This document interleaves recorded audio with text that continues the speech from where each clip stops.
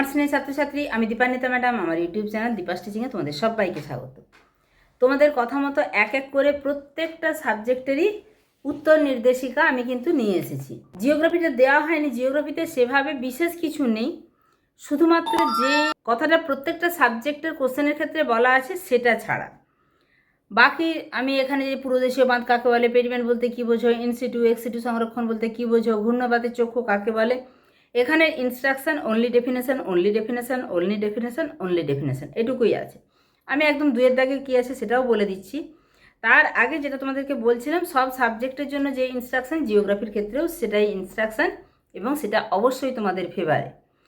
Examiners are required not to be overtly conservative in awarding marks, অর্থাৎ ছাত্রছাত্রীদের যে marks অ্যাওয়ার্ডিংয়ের ক্ষেত্রে কোনো রকম কার্পণ্য বা রক্ষণশীল মনোভাব হওয়া যাবে না। The instruction about marks division are only for the guidance of the examiners mental calculation. এখানে যে উত্তর নির্দেশিকাটা, এটা তো বাইরে তোমাদেরকে দেখানোর নয়, এটা ভীষণভাবে গোপনীয় একটা জিনিস। তো এখানে যে নম্বর ডিভিশনগুলো আছে সেটা এক্সামিনার যিনি খাতা দেখবেন তার সুবিধার্থে তিনি কোন পোর্শনটাতে কতটা নম্বর দিবেন সেই মার্ক ডিভিশনের জন্য be rigidly insisted upon and the answers of the candidates should be given due credit. তাহলে তোমরা বুঝতেই পারছো এই জিনিসটা সব জায়গাতেই করা আছে। Examiners are required not to be overtly conservative, মানে একদমই রক্ষণশীল হওয়া যাবে না নম্বর প্রদানের ক্ষেত্রে। এরপরে আমি তো তোমাদেরকে একের দাগেরটা বললামই।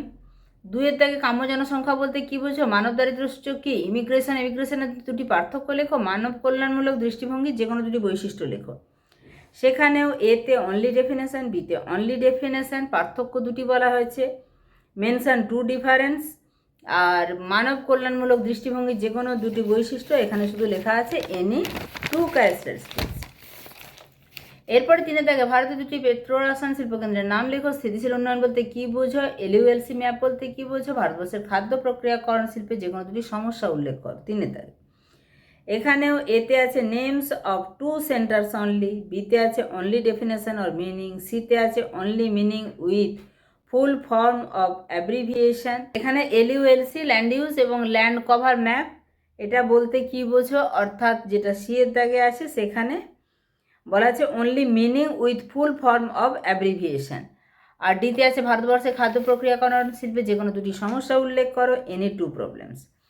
সেকশন বিতে অর্থাৎ বিভাগ খতে চারটি প্রশ্নের মধ্যে যে কোনো দুটি প্রশ্নের উত্তর দাও। ঘূর্ণবাদ প্রতিঘূর্ণবাদের পার্থক্য লেখো, এখানে এনি থ্রি ডিফারেন্স। বিতে আছে চিত্রসহ অভিসারী পাতসীমানা প্রতিসারী পাতসীমানার মধ্যে দুটি পার্থক্য উল্লেখ করো, two difference with diagrams.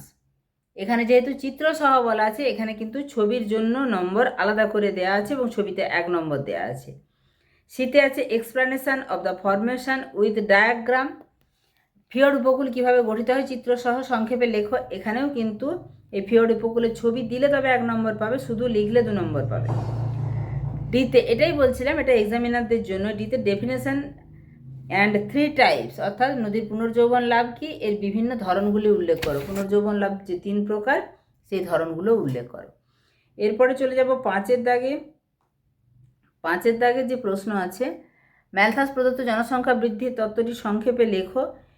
Mention year of publication, assumption and main content with present days relevance.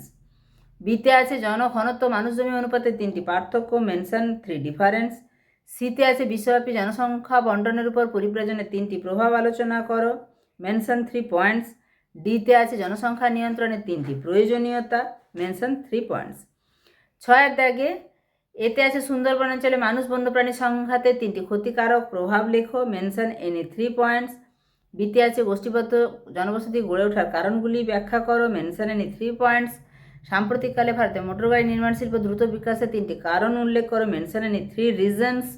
পশ্চিমবঙ্গের আর্সেনিক দূষণ রোধে গৃহীত 3টি ব্যবস্থা উল্লেখ করো, মেনশন এনি 3 স্ট্র্যাটেজিস।